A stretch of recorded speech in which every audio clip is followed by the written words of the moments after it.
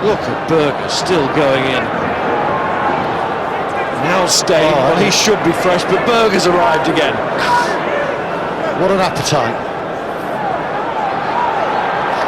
There's a line there somewhere, but we'll avoid it. Here's Monye. Over the top. January. Straight to Cipriani. Who's going to come on this at pace? Well, Dylan Hartley slips it to Crane and then Flood. Once again, England in the realms of consolation when it certainly isn't a consolation.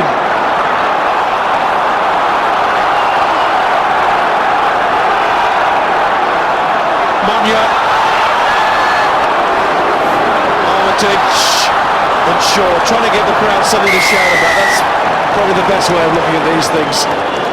Players certainly don't see it as a consolation, do they? No, I'm already thinking it's New Zealand coming up next Saturday. England could do with a score just to start thinking about that. Rees toiled all afternoon against the odds. Hartley,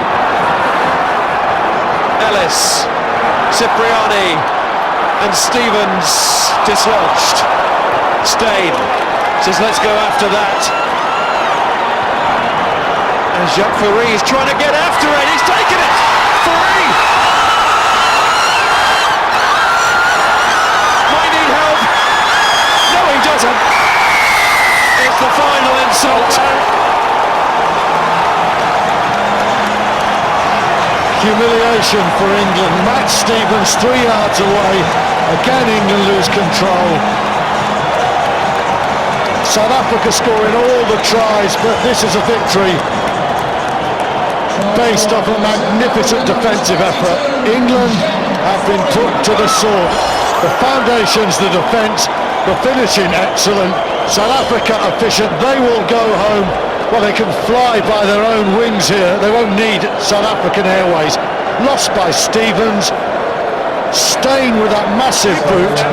And Jacques Fourie, well, Paul Saki, he idles for a second. He's muscled off it. And for once you think Armitage has got the man. He's carrying it in one arm. Fourie waits for the tackle. He's checked. He's up. He's paused. Switches hands cleverly. Gets it down. Humiliation. Crushing for England.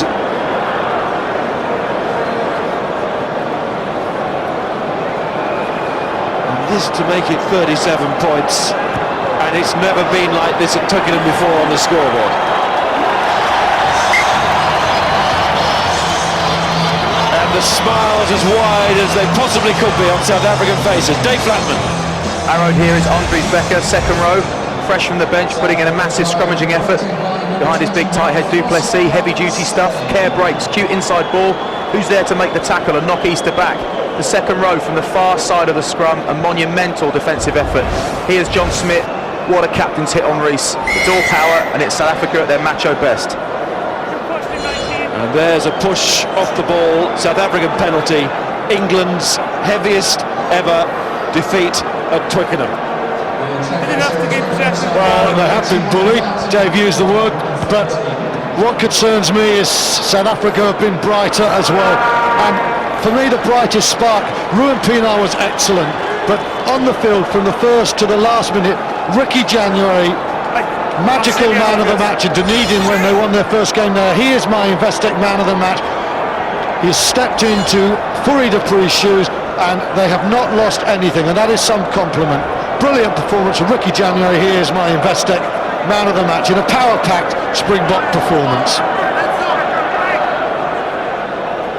Lepelle throws, and Berger, you may have heard Nigel Owen say, was taken down in the air but by his own man. Falls for England, who now just need to get in the dressing room. Through goes January. People saying that without du Preez at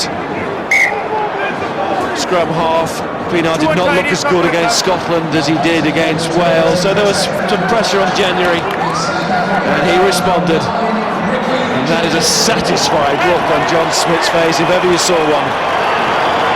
England have the ball, they certainly don't have the game. It's the final play of the match. Maybe one of the factors between South Africa's change between this game and the last game is Scotland were better opponents than England. Yeah, everyone in England will just assume, no, this is a much harder game. But England have lacked ability to win quick ball, and I'm just concerned because I don't see the shape of this team at the moment.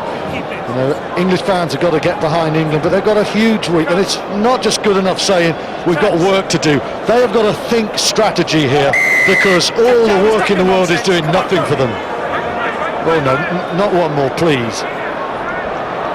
January to Berger, to Steyn, and then de Villiers, to Farid, to JP Peterson, running them in. Oh, it's Habana. It had to be Habana. And that, for South Africa, is the perfect end.